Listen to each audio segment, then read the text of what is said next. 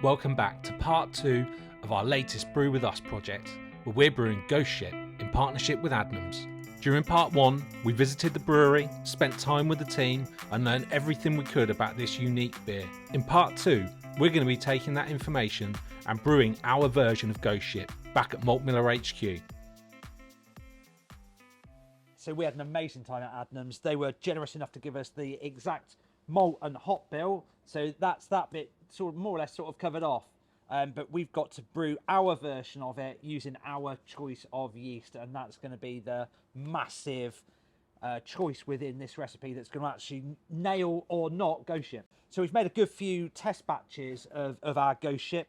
Some have been more successful than others. Where have we gone wrong? What we did was we brewed 3 versions. Well, actually, we did 1 brew day where we made almost 70 litres of wort.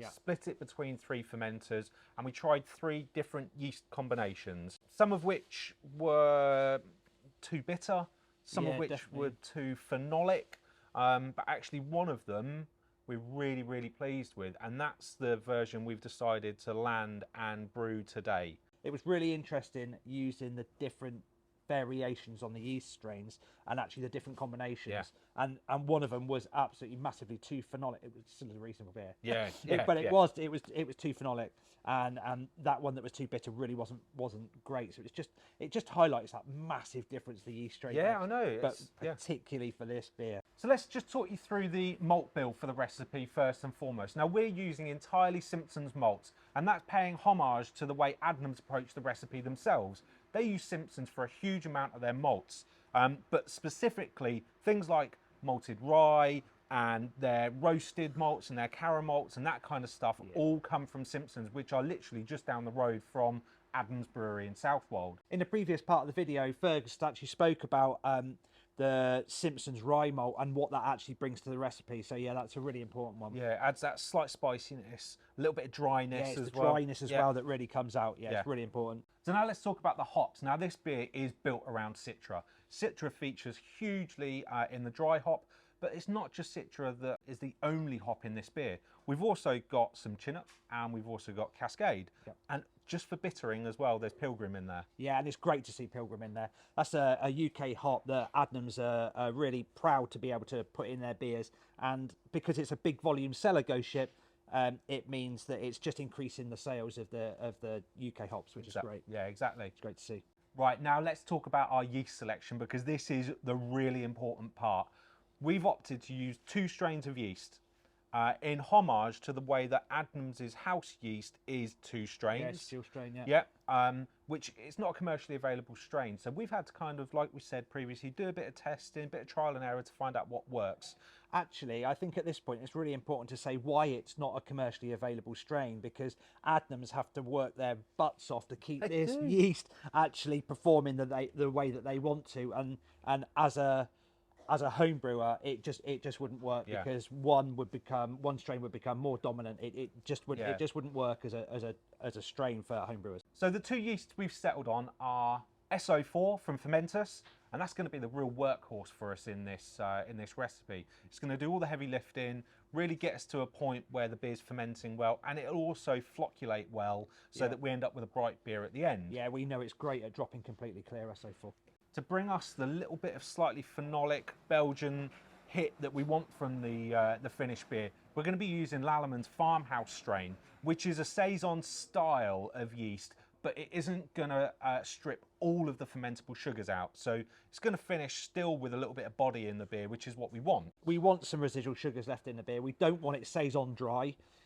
But we do want those esters. Yeah. So actually, we don't add them both at the same time, do we? No, we don't, Rob. And this again is kind of part of what we want to try and do, to just add enough in terms of the phenolics that we want from that saison style yeast. We're going to wait until our gravity reaches around about 1020. Yeah. And at that point, that's when we're going to introduce the saison yeast. Yeah. We're going to let the fermentation finish. Then we're going to move on to dry hopping, packaging, all the usual steps that you would expect after that. And what we found in our trial batch is that it just brings enough.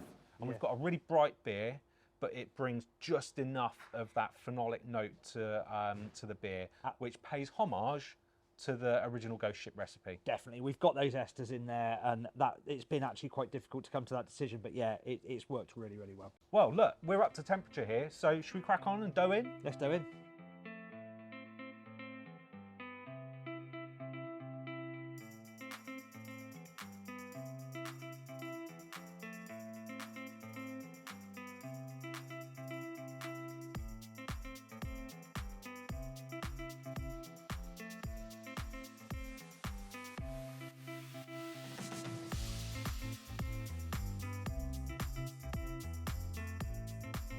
We've doughed in. We're going to let that do its thing. In the meantime, let's have a little chat about water. Yeah, what we've chosen to do with our water today, Rob, for this recipe and for our trial batches, is we've used our advanced water report from Murphy's to really give us a good understanding of what's in our tap water and make appropriate adjustments based on their recommendations. You can do that as well if you wish to, because we sell that advanced water report and you can buy it on our website. There'll be links in the description below for that as well. However, if you wish to, you can also go down the RO method or building your water back. Exactly. What we've done is we've included on the recipe sheet and on the product page on our website the actual breakdown of the water that goes into Ghost Ship in Southwold by Adnams. So if you want to, you can go for the exact water profile that they use. However, like I said, we've chosen today to use our advanced water report from Murphy's to make adjustments which we found to be really, really great. Yeah, it's worked spot on in the test patch. We've been really pleased. So join us the other side of the whole brewing process, where we'll give you a few thoughts about how the brew day's gone.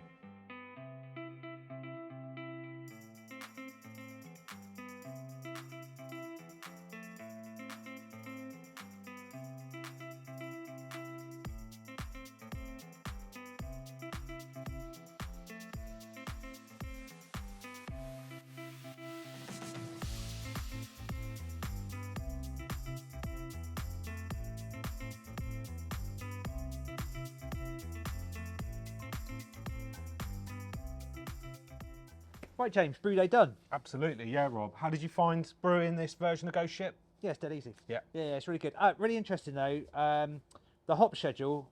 There's a lot of hops that go into the whirlpool, the hop stand. Absolutely loads. And interestingly, the bulk of that is Cascade. Yeah. So there is some Citra in there as well, but the whirlpool edition is predominantly Cascade, and that really punches through in the aroma.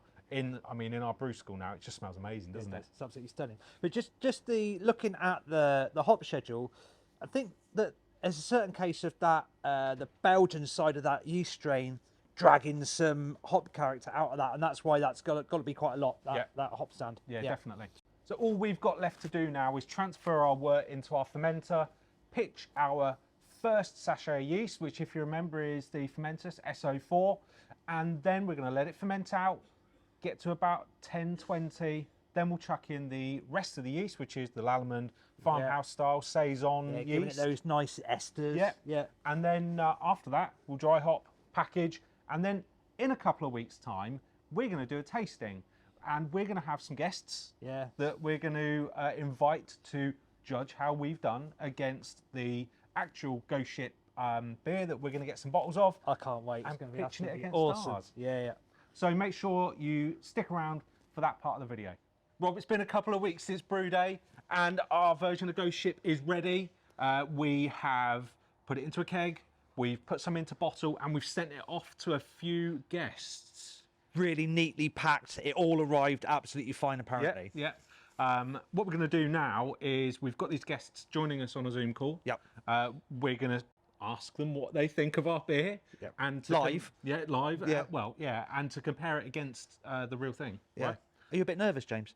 A touch, yes. Yeah, especially considering the guests we've lined up. Yeah, no. So we've got Fergus from Adnams joining us. Yeah. We've also got Dan, who's the head brewer from Adnams, joining us, who's actually given us a lot of information along the way around the recipe. Yeah. And we've also invited Ruth Mitchell, who is managing director from Elusive.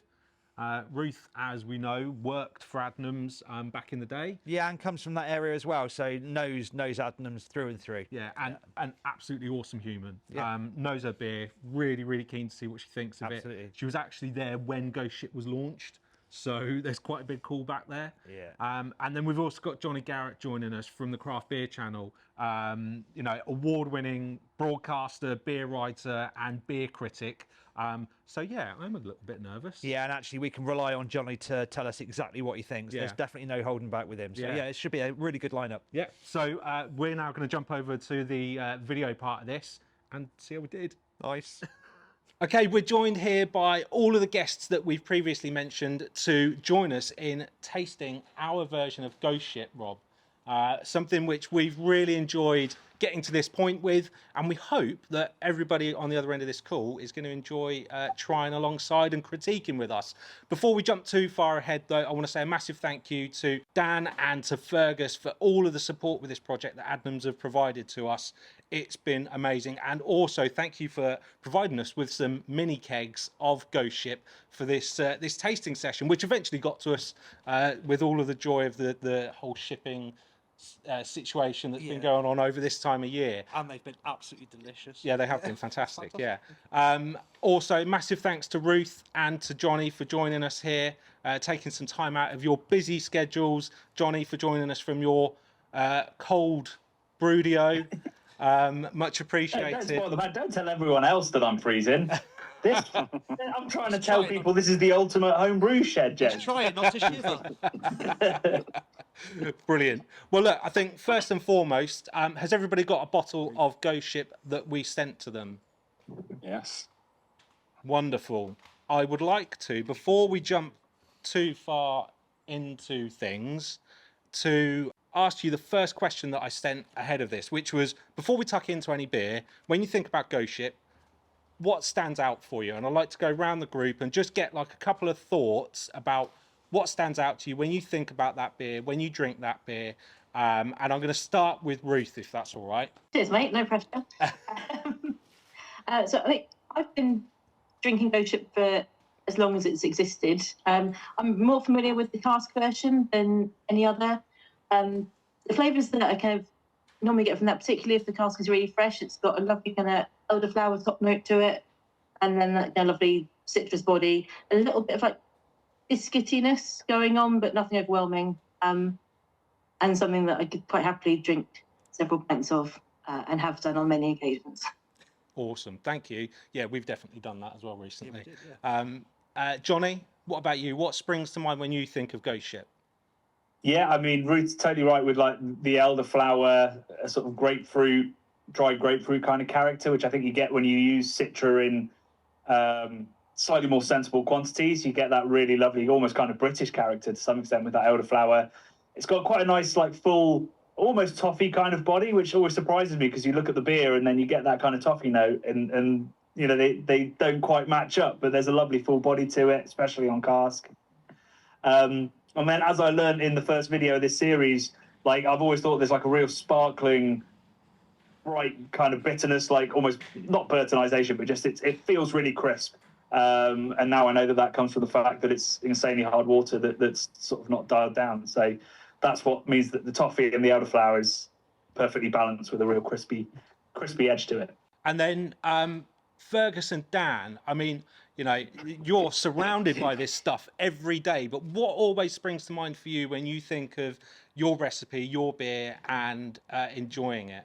Well, we don't want to over infuse about our own beer, should we, Fergus, or should we? No, say nothing at all, Dan. One word, zing. But joking aside, I do think of the word zing when I think of Ghost Ship. There's a sort of slight kind of acidity that I really like. So I think Ruth sort of said at the start, it's that the thing I've always loved about Citra, and the thing that Dan is selecting for when he goes and sort of looks at Citra is that elderflower, and that when Ghost Ship is singing, that's what stands out. And when it's not, it's sort of a bit more just straight citrus or a bit subdued. But when it's really on form, it's that little bright sort of elderflower note at the top. Just jumping in here, the difference between the cask, the tasting notes difference between the cask and the bottled version. Can you give us any info about that? I do think the elderflower comes through much more regularly and much more consistently on cast than it does in the bottle form. And I think that is because it is a bit more elusive, and it is a bit more sort of temporary, really. So I think it does for me, it does tend to come through much more on the cast version. Cool. It's just really interesting for us because obviously we're trying to get relatively close to your beer. Yeah. So it's what we're trying to get close to, the bottled version or the cast version. So it's just a really interesting difference between the two, especially considering the bottled version isn't bottle conditioned. Yeah. Yeah, no. I think partly it is down to freshness, and obviously hops are one of the things that die the quickest, and I think that elderflower note for me does die really quickly. So I think a lot of the time it is down to purely how fresh that beer is, and obviously cask is always going to be fresher. Well, I think it's probably about time we open a bottle. So I'm going to ask if you can all reach for your homebrew version, our version. We've got the same bottles, which were all packaged and sent out by us. If we pop them open, enjoy a sip, take your time over it, and then in no real order, just jump in with some thoughts. And I'll ask a couple of questions after we've had a brief discussion. Let's see if we... There we go. Boom, we may be jumping. Okay. It's not a bad effort, is it? No, it's not bad. It's not bad. High praise indeed. Yeah. I think not bad is usually as good as any brewer gives any beer. When you're a critic, you can never give full praise, I think highest praise you get is there's nothing wrong with it. There's nothing wrong with it, yeah. So does anyone want to jump in and maybe if we think about the points that some of you raised when you think about the original version of Ghost Ship and our version, do you get any of the kind of evocative notion that maybe you've called out when you drink this version? Does it talk to your experience having had Ghost Ship in the past? I think one of the things we didn't mention actually was the yeast. And I think it's done a pretty good job of replicating the sort of that house yeast, that sort of Belgian-y phenolic sort of spiciness in the background. I think it's doing a really good job of that. Yeah, and we sorry, not to speak over to you, over you. The really interesting thing about this is obviously the bottles that we've sent out and the bottle that we're drinking now has been bottle conditioned. Now we've been using like a farmhouse saison yeast and in the very latter parts of fermentation. Now it's obviously re-fermented in a bottle as well. It's an interesting one with once it's re-fermented in a bottle, has that Belgian character got more than actually we wanted, or whether we're still at about the same spot? Yeah, I would say so. Well, so firstly, the malt character is bang on. It's got that toffee kind of note that's completely cut through by the lovely hoppiness, and also kind of the jamminess that I think comes from maybe the English sort of strain. But definitely I'm getting a little bit of kind of really floral character, which isn't really there in Ghost Ship.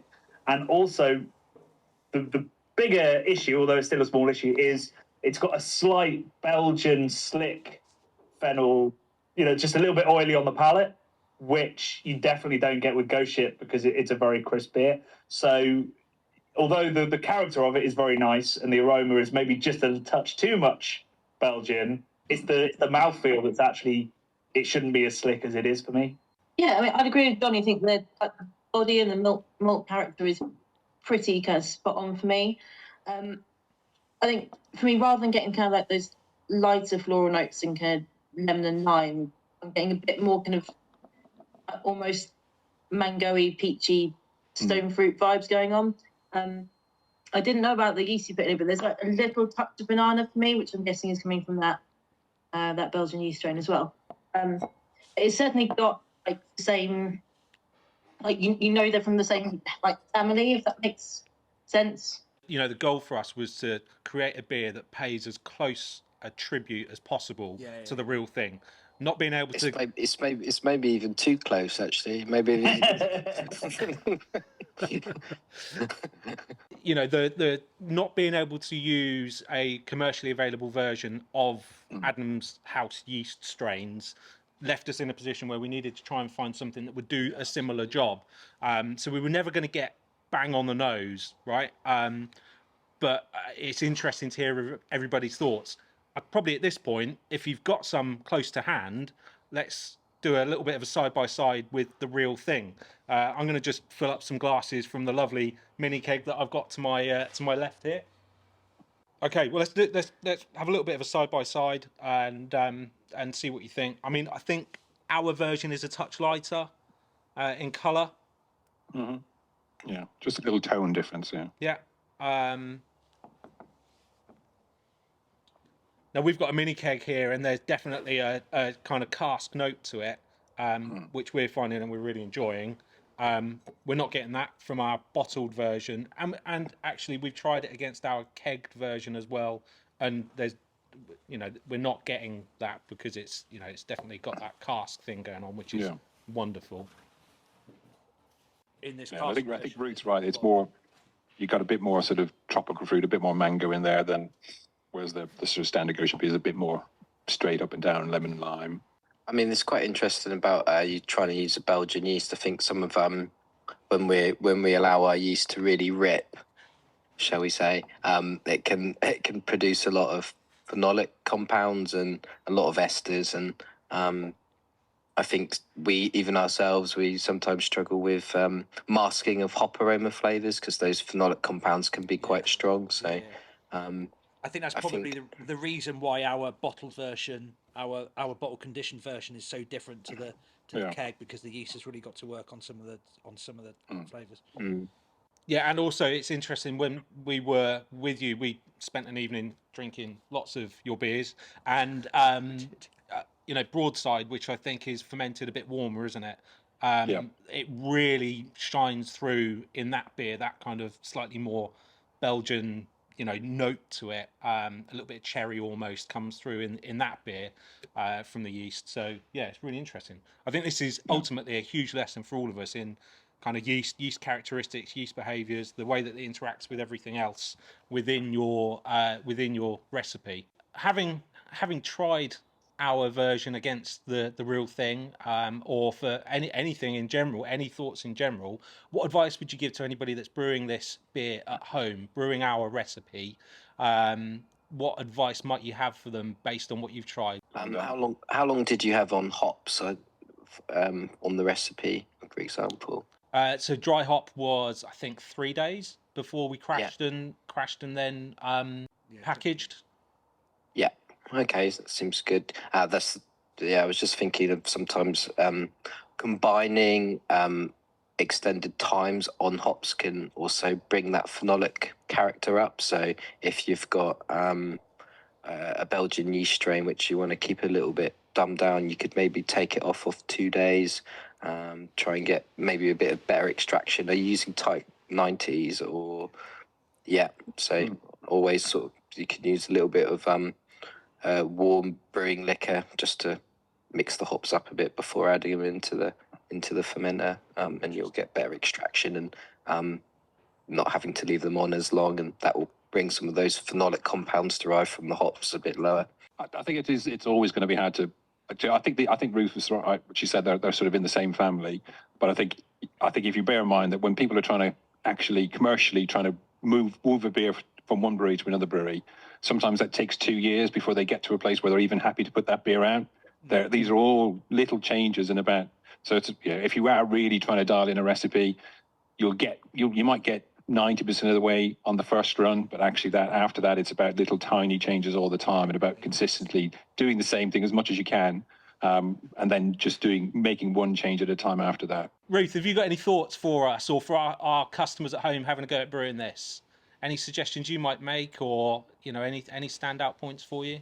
The one thing I do really like about your version is, again, as I said, the cask version of Ship is really my go-to.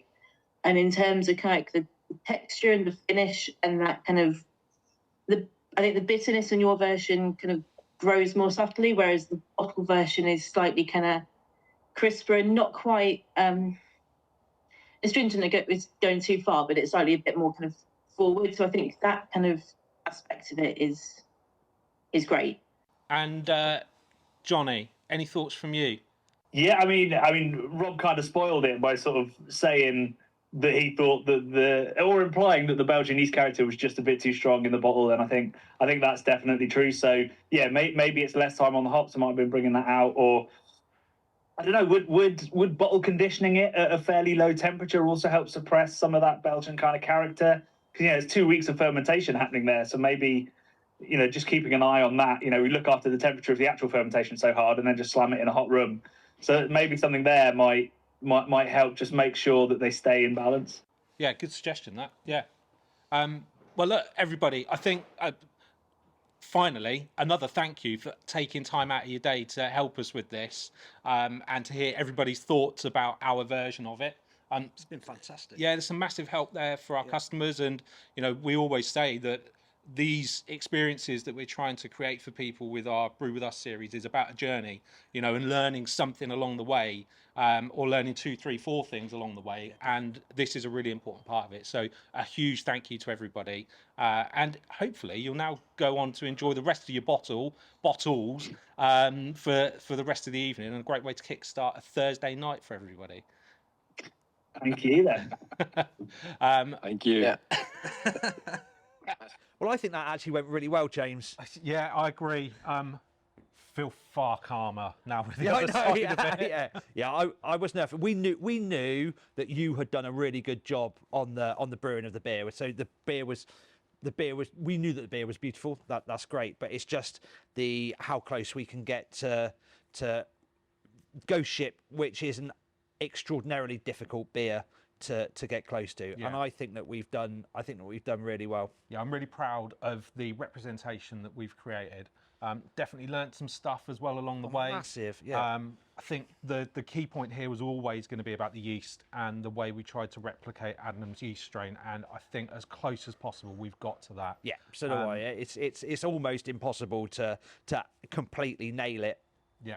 But I think that as a representation, I think it's awesome. Yeah, I think Dan's points that were made about how long it stays on the hops for, and then Jonny's points about if you are bottle conditioning, maybe thinking about bottle conditioning at a lower temperature for longer to try and just keep the phenolic notes down as much as possible. Yeah. It just goes to show that there's always a lesson to be learned with every brew that you do. Yeah, and the next batch, when we rebrew that, we can take those points on board and really, actually you're right, that the point that Jonny made about the longer conditioning time at a lower temperature could really help the bottled version. Yeah, absolutely. Right, well, there's nothing else for us to say other than thank you all so much for tuning in and enjoying the video. Please hit us up in the comments below. We want to hear about how you've got on brewing your version of Ghost Ship at home. And don't forget, subscribe to our channel, hit the bell for notifications, give us a thumbs up, and you can follow us on Instagram, Facebook, and Twitter. Cheers. Cheers.